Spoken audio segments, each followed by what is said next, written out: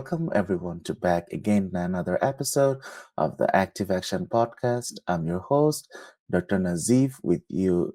And as always, like in our podcast, we inspire our audiences to stay active and take action and to take a little bit of inspiration from our wonderful guests that we have each week. Today, the topic of our podcast is one of my very own favorite. Let me introduce our guest. Hello, good morning, Byron and Margaret. How are you doing this morning? Good morning. Doing Good good. morning. We're good. Thank you for having us. Yes. So, dear audience, today our topic is creating happy and healthy marriages. And we have today with us Byron and Margaret Mackey. So, they are the host of the Beyond I Do podcast. So, before we delve into our conversations, can I kindly ask Byron and Margaret, can you kindly introduce yourselves to our audience? What you do, little bit of your background? Well, Margaret and I, we were friends. We met each other in 91, 91. 91. And we were friends for about 5 to 6 years. Mhm. And in 97, her and I reunited. We had life hit us at the same time. We reunited and started hanging around each other consistently all the time, day in and day out. And by the end of 97, we were married with a child on the way. And we started a family. And here it is, 27 years later.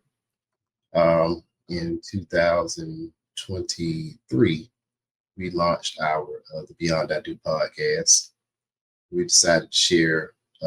Got tired of seeing all the negativity that was online about marriage and relationships, and we wanted to share how we made it through the years and how we navigated our marriage, and that was the foundation of Beyond I Do podcast.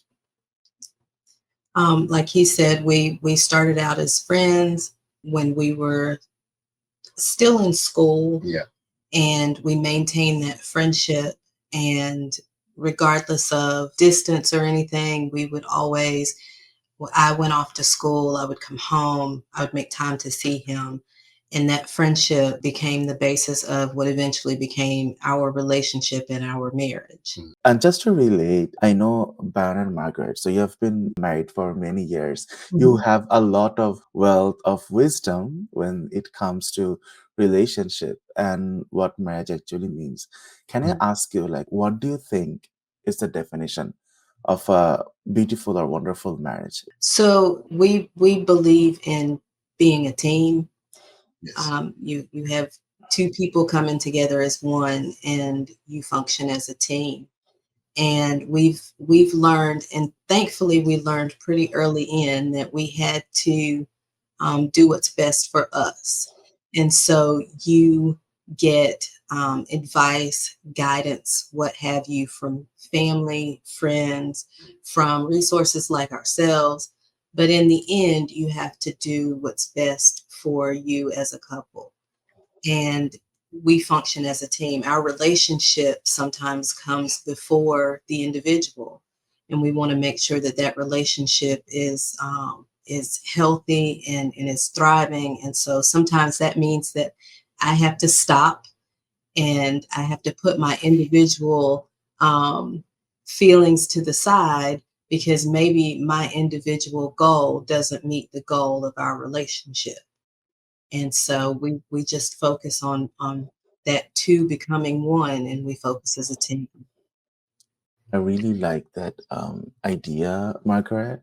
Functioning as a team is, I think, really important. And I think a relationship can move forward or be successful when each partner understands themselves or Mhm. each partner understands the other as well, and like having that team mindset to do everything, like to support each other, and having that understanding, I think, is really important.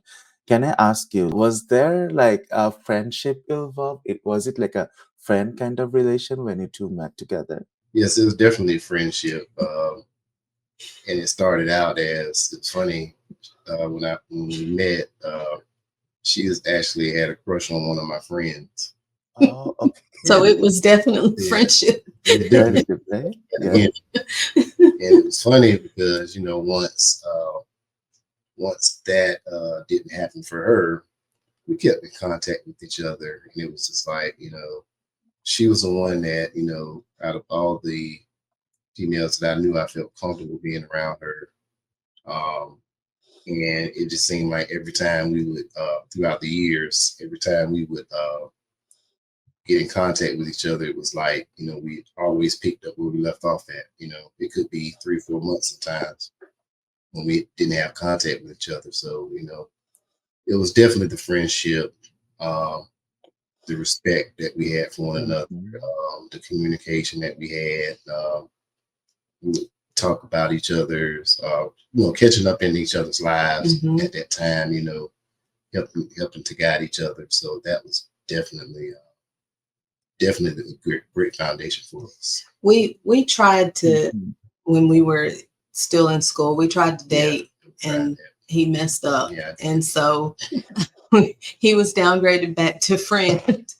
But throughout that time, we were friends. We both had separate relationships. He had a long-term relationship, and we just maintained that friendship. And I think that that helped us.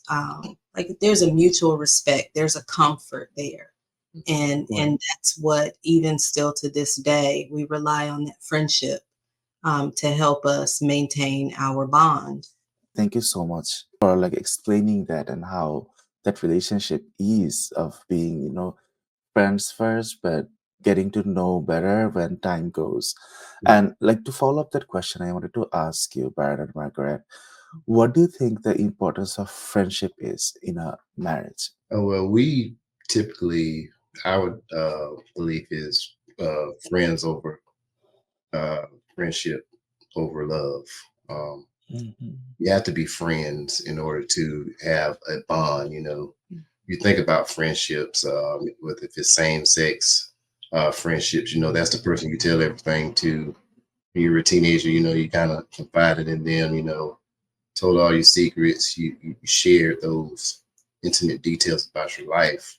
And in order to have a sustainable relationship, it needs to be that in order to, understand where each other is coming from.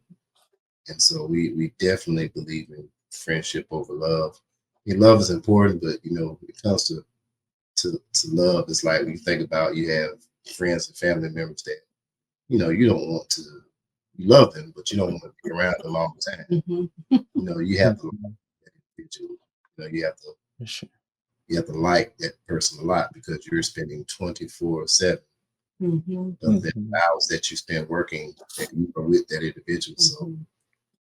it has to be there, You definitely. you definitely have to like the person that you're with.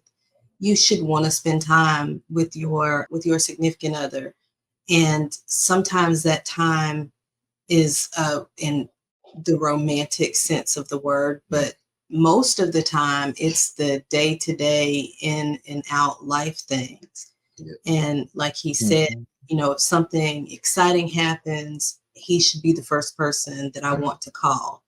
If something bad happens, he should be the first person that I should want to reach out to.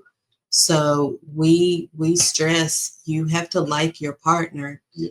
Sometimes you lose sight of that, and there's a lot of pressure with, you have to keep the spark going, and you have to have these date nights, and sometimes that can be, Mhm.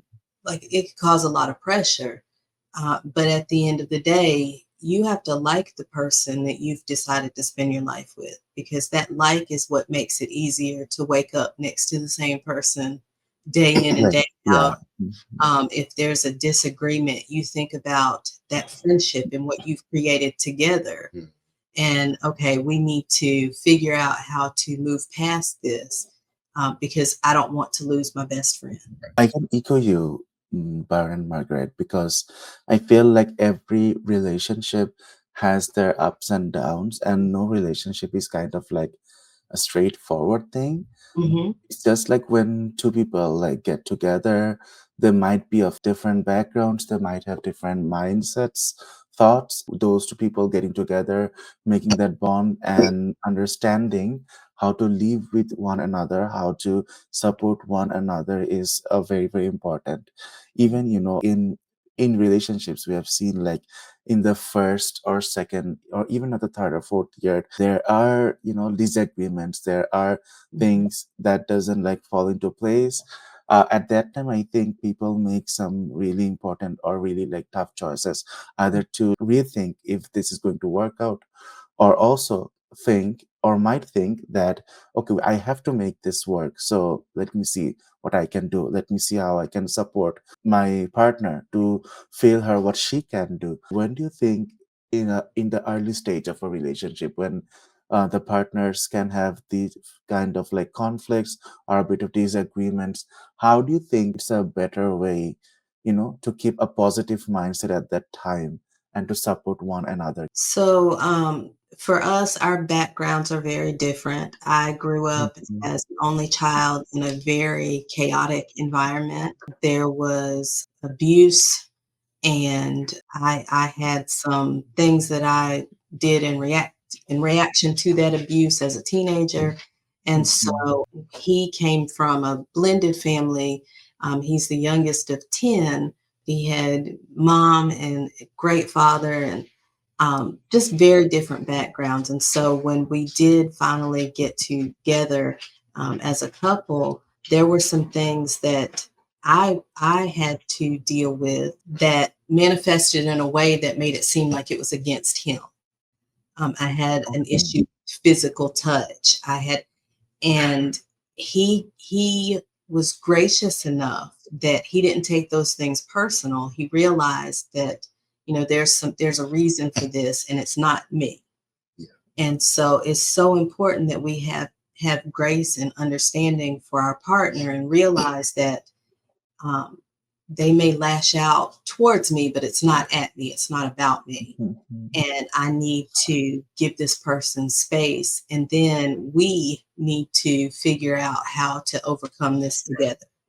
Yeah. So there is no me against you. It's you and I against whatever is challenging you or whatever is challenging me. And sometimes that's hard, and especially in the midst of emotions. We've learned that sometimes we have to stop, and we will write each other letters or send each other text messages so that both of us have time to process our thoughts and feelings without the emotions taking over. Um, I can I can let my emotions get the best of all of us if I let them. So I had to learn to just stop, and we respect that. If we're in the middle of conflict, and I say I need time to process, or he says I need time to process, we respect that and we stop. Mm. You And that's where the friendship comes in also, is that you learn this individual. You learn their ups and downs, and you can sense that something is not right and when you need to give space, and then you respect that. Right. And Mhm. oftentimes when it's communicated to the other individual that, I had these issues happen in my past. And when you learn, okay, well, it's not me, it's because of what happened in her past. And it made me understand, okay, well, now I have to give her that grace to let her know that, it does hurt, but, I'm willing to sit here and help you through this time so that, once we get through it, then, we're able to stand strong. But having that information does help. So you're not just taking offense to it and saying, well, Right. make up in your mind, well, Uh, she doesn't love me. She doesn't care, but she don't want to touch me. mhm. A lot of times that's how Right. it comes off. But when you understand your mate, you understand that that's a traumatic reaction, then you learn eventually to not take it personal. Mhm. I really think then that it's important to have patience, and trust is a very important word. Yes. It's a matter of fact, like how much you can do that in a relationship. Keep trusting and trusting, Mhm. and ultimately, I think at one time you will definitely see the result of that, because it's, when two different people is like coming from different backgrounds, trying to work each other, it shows love. You know, it's not just like we have to say I love you or I like you in the mouth, or by like words. It's just our actions speak for ourselves. I wanted to ask Byron a question following up on your story. You did mention, Margaret, that at the very early stage, you know, there are some issues, or maybe, you know, there are some understandings that might not have been correct. But I wanted to ask Byron at that time, you know, like, us men, what should I do, like, to, you know, cope up in my relationship? And I know, like, even to the length of extent they said that I feel I was betrayed, or I feel I'm not getting the attention that I deserve. Men and women think like differently in time to time. There are different times in life. But Baron, wanted to like ask you a question as a man. What do you think in a very early stage? The question I just asked earlier, when you have an issue with you, like partners, or when you have these you know, trust or questions, how Mhm. do you like keep yourself calm, or you know, cope with that situation? And I would also like to ask that question to Margaret as well, in the perspective of a woman, so that both of my audiences, male and female, would get a perception of that. Well, I think first and foremost, you have to, know that your partner is, you're taking two people and you're merging two different lifestyles, two different ways of behaving in life. And one of the things that for the beginning for us is we communicated a lot about our past, and even though we were friends, we thought we knew a lot about each other. But when we had that sit down and had that conversation Mhm. and talked about our expectations, and we talked about our goals, and we talked about these things, that helped me to understand that, so when I felt like there was trouble, I just said, okay, well, it's not me again, it's the trauma. So let me come to Mhm. her and talk to her and say, hey, I just need to understand this from a perspective. When you rejected me, it hurt. And I need to understand, is that because you don't want me, or is it because, he's having those traumatic issues? And when she was able to explain those things to me, it helped me to, okay, now I got to, grin and bear it, just deal with it and take it as it comes. And, us communicating, that helped to kind of break a barrier. Whereas you say, well, Mhm.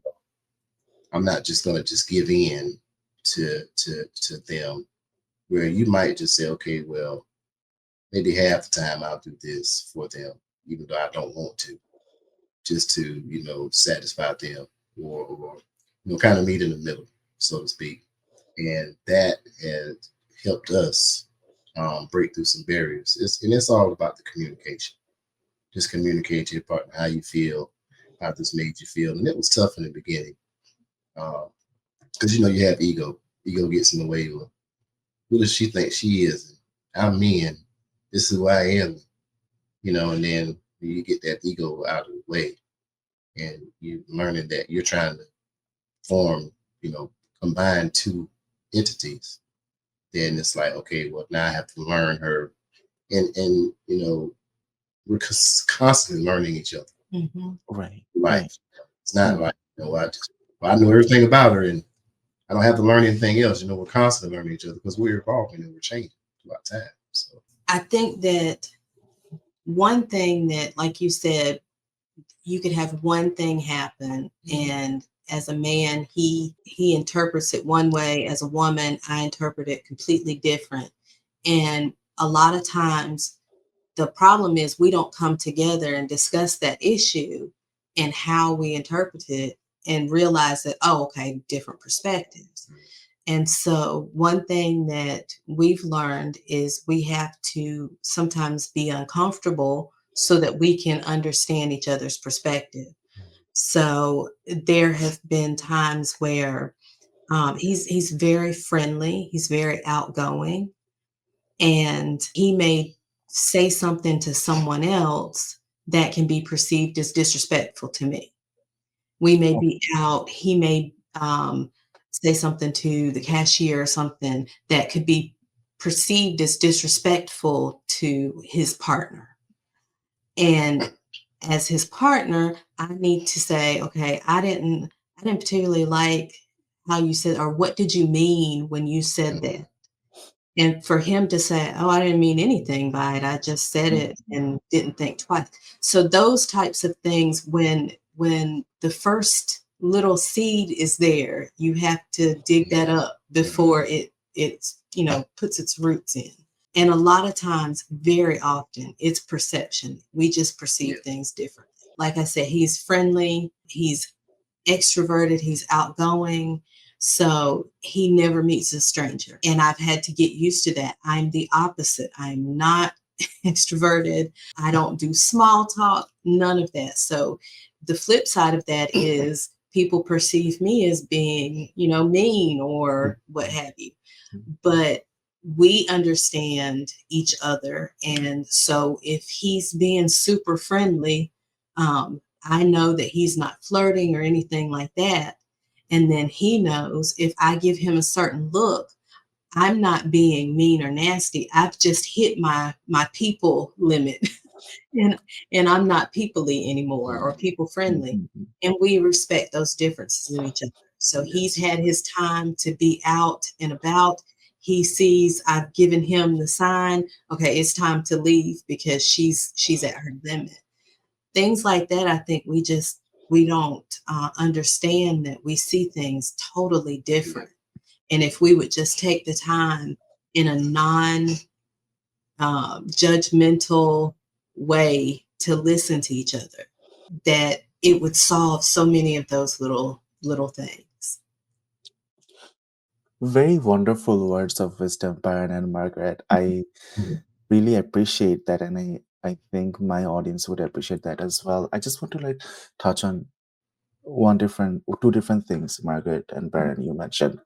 One is that, Brian, you mentioned that we have to know our partner. We have to learn about our partner, and learning is constant. It doesn't end. Even after leaving for even 20, 30 years, you get to learn new things about your partner Mhm. one day or other. And I think these learnings actually like add to the thought or add to the whole new chapter about your partner, and each day you learn new things and you like realize, okay, this is a thing that my husband or wife likes, this is a thing that he or she doesn't like. So can I accommodate with that, or can I like make her understand if this is right or wrong? What should I do? And even if you have that confusion, just sit together and have a talk. And just getting on that, Margaret, you mentioned that we should not let tree get bigger. We Right. should discuss something right at the seat. And I think that is a very, very important and a very crucial issue that many of the relationships the couple have, is that they don't discuss when someone is seeing that something is not going their way, or there is a disagreement, or even there is a perception that something is not being right. They keep quiet, or they don't want to discuss that. And that actually builds something there inside, builds as a tension, and that tension can come out somewhere else where it should not have come out. For example, when a couple is having an argument, some of those tensions might come out, which might be a very simple or silly matter, which if that was discussed right at the beginning, that would not be an issue. But that thing actually built onto the person itself. So I think having a clear communication and a clear understanding, and even discussing small things, is very important. Right.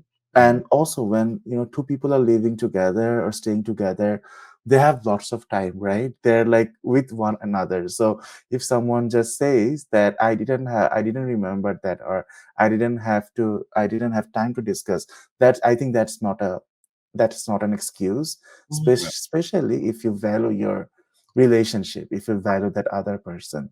If Right. that person is important to you, that matter should also be important. You don't keep any seed of confusion in yourself.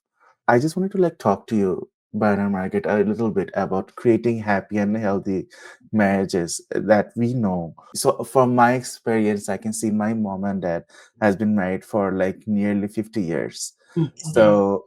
So I've seen those family roots and things, because I come from a background where families are really close with their kids and with their parents as well. So even though like now my grandmother like lives with my mom and dad, and my dad takes care of them. So there are like things like these are like very strong family values. But I wanted to ask you, like you mentioned in the very beginning of the podcast, what's the definition of like a happy marriage? Can I ask you, like, what does it take for someone, to create a happy and healthy marriage? What things that couple should remember? So the first thing is that the couple is going to determine, um, as a couple, what their happy marriage looks like, Yes. and then you stick to that. Um, we were married at 22 and 23 years old. We were young. We had no business being married and being parents that young.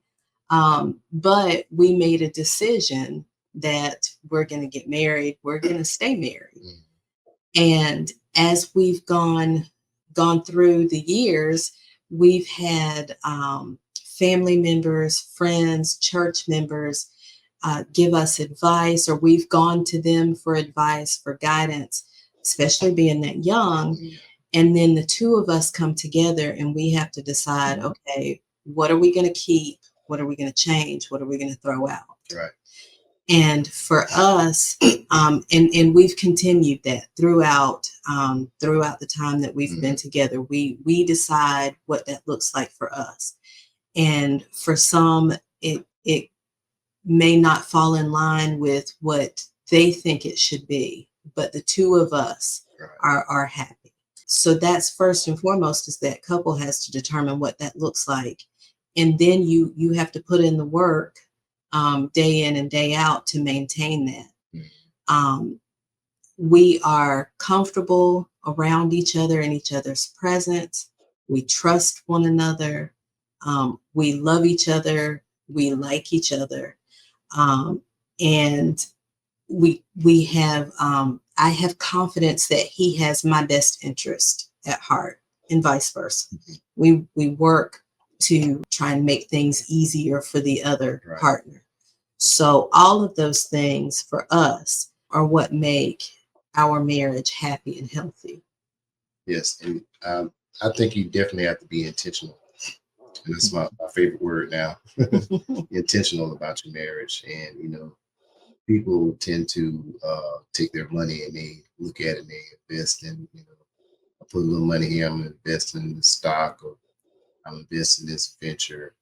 And when you don't just throw the money there and not look at it, you don't just throw the money there and not take it, watch it grow, whatever. So when you are investing in your relationship, investment means listening to what your partner is saying, and going on action. Like,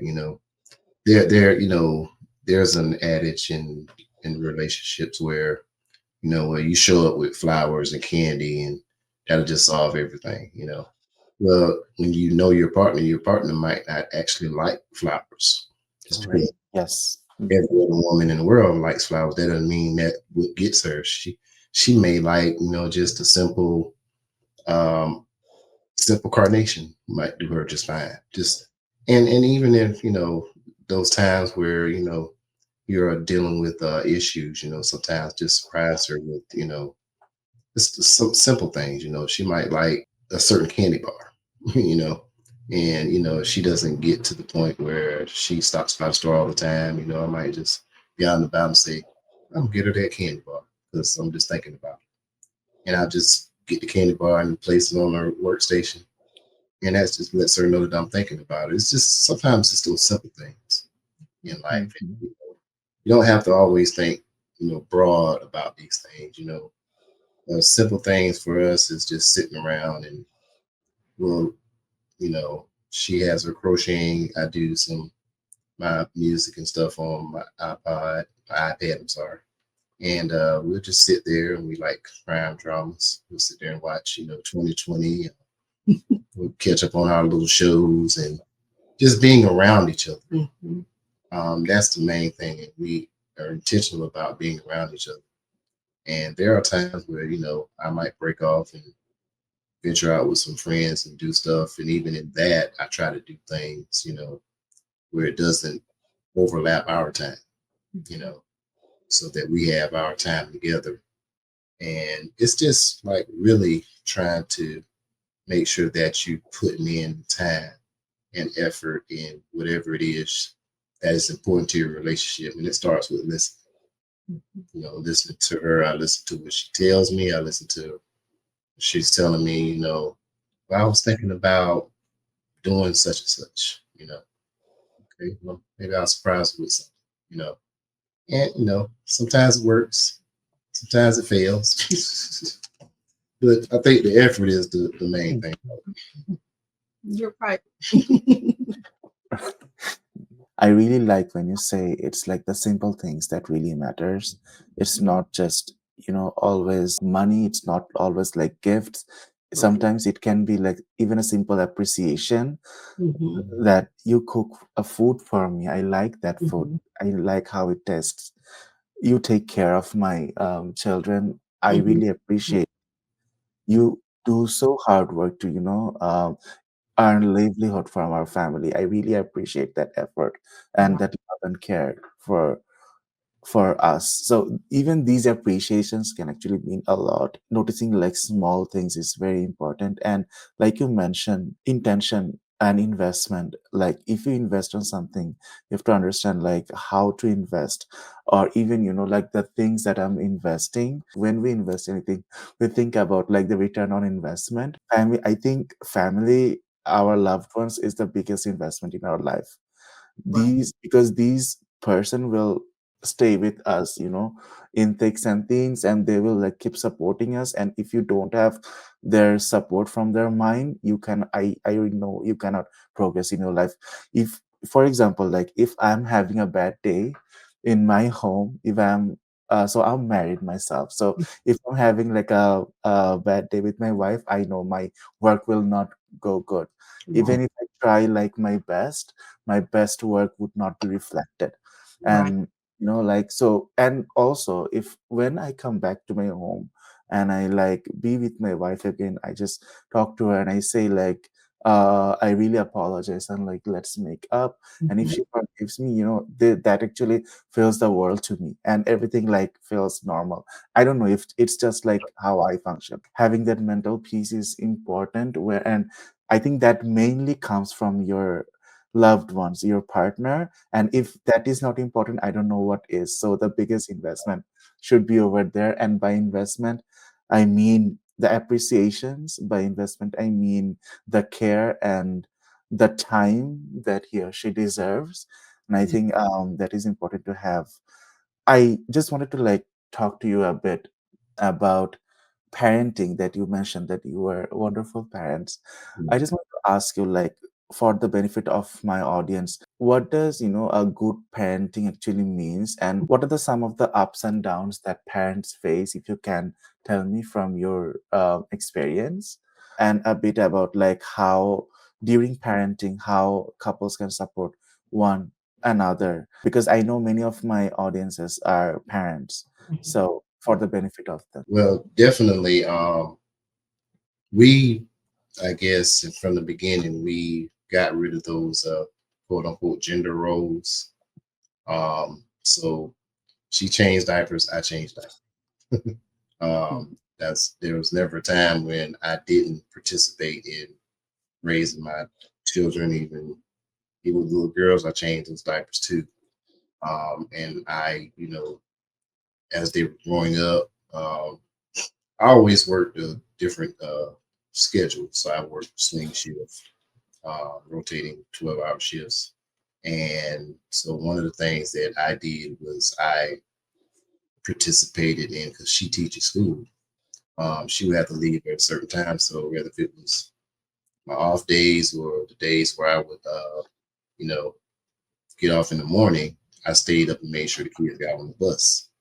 Uh, we just kind of filled in where, the feelings need to be filled. If that might have meant that, I was taking one kid to basketball practice, she was taking another kid to karate. Or we just kind of, dealt with those on a day-to-day basis. And there really wasn't a, you know, designated person to do anything. If I had to cook, I would cook, on those days, just to make sure the kids had something to eat. So we just kind of worked our own system. The same idea of being a team. Yeah. We had to, as a teen parent, and we have two birth children, two adoptive children, and the first adoption was actually both of them were trying, and so we had to learn that we're in this together. Yeah. We had to depend on each other, and then with our birth children, and you always question when with me, when my kids do something really, really good, I give them all the credit. I'm so proud of them and their accomplishments. If my kid does something not so good, I start to question myself as a parent. And so thankfully, we have the relationship to where if I'm down on myself, if he's down on himself, we talk to each other, we process through things, we help each other. He tells me, think about what we did when we were that age. And so just to have that support there physically, mentally, emotionally, and still functioning as a team. Our children, sometimes I think we sheltered them too much from things, but our children to this day, if they hear us raise our voice at each other, it would probably blow their mind. Yeah. Because they've never seen us have any type of conflict. They know that at one point you could hear, "Mom, never mind, Dad, can I blah blah blah," and he'd say, "Ask your mom." But they knew together that my initial response to everything was no until I had a moment to think and process what they asked. And sometimes that meant I had to go to her and be like, "Oh look, it's just gonna be an hour. Yeah. Let her go,"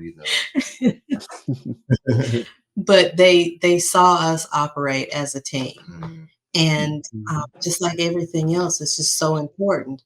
I remember when our son was born, there again, young, inexperienced.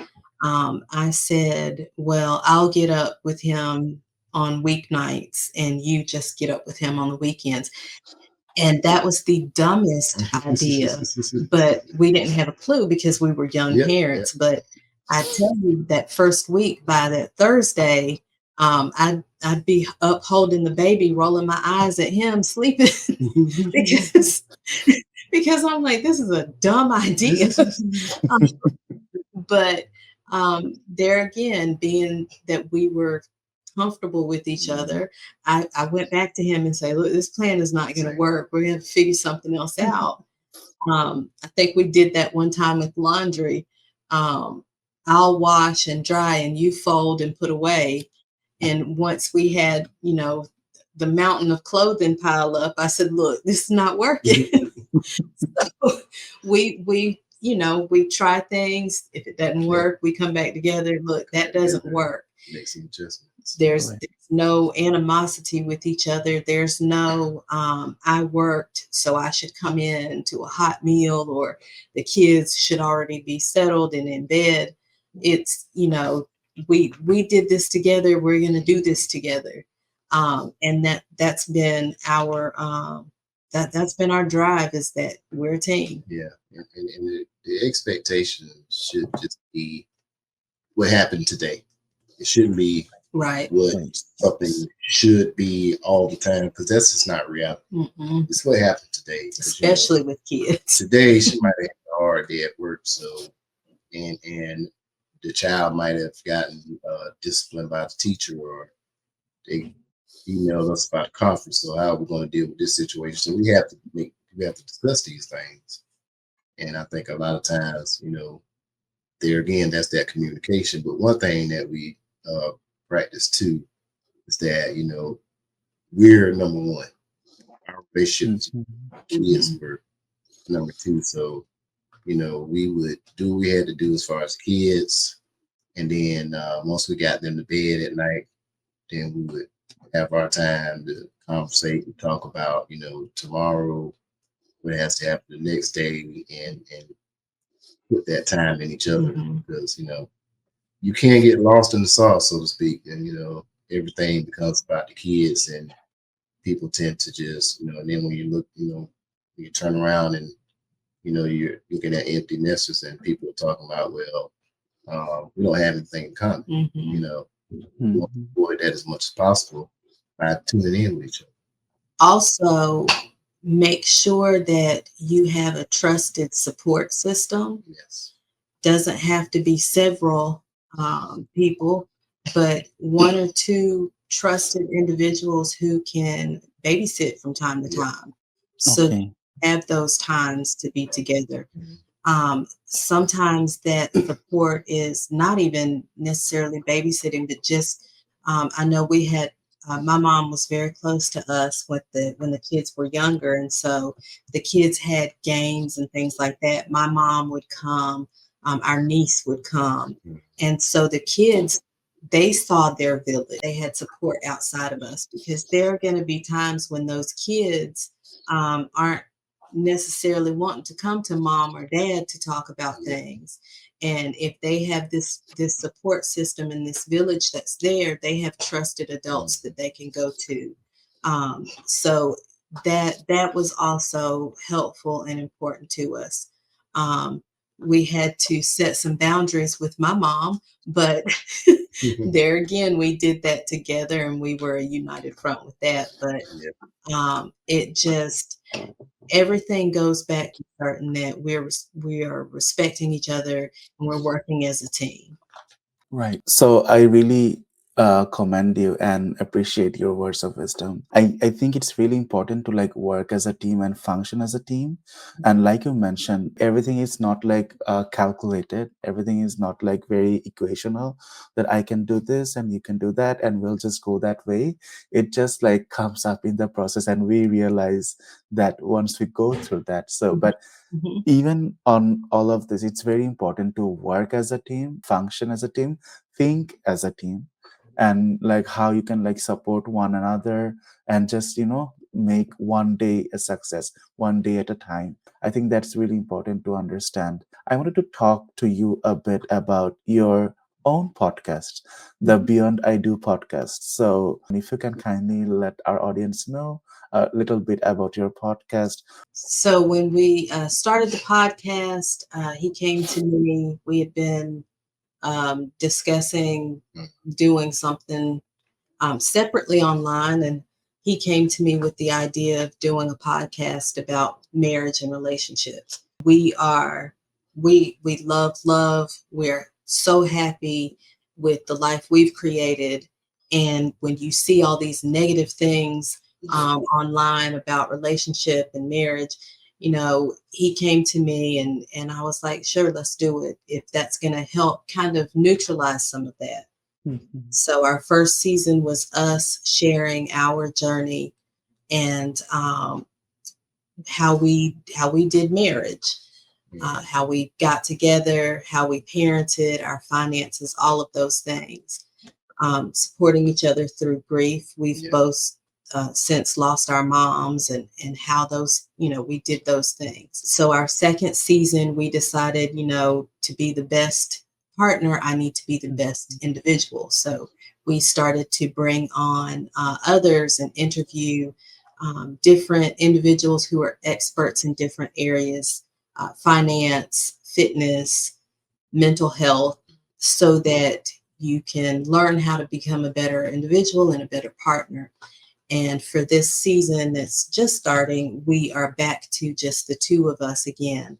And our theme for the year is how to divorce proof your marriage. And so we feel like we're just two regular people who Yeah. want to share how we've done this and what we've done to make it successful, so that others realize that yes, there are happy couples, yes, you can do it too, and these are some of the things we did, and hopefully they can help you figure out how to get to your happily ever after. Mhm. So my follow-up question is like, how can our audience like reach out to you and listen to your podcast? www.beyondidopodcast.com. Okay. We're on Spotify, we're on Apple, we're on, we have a YouTube channel, um, Okay. Beyond I Do Podcast. What else do we have? Facebook. Facebook. We do We have a have a Facebook Facebook page. group. We can be emailed at admin@beyondidopodcast.com. If for those who that want to reach out and maybe want to be guests on, we're inviting couples in. We're interested in learning the couple stories. And one thing about it is, when we look at, the entertainers, we look at the stars, and they have this, you know, relationship, and people tend to look at them as couples goals.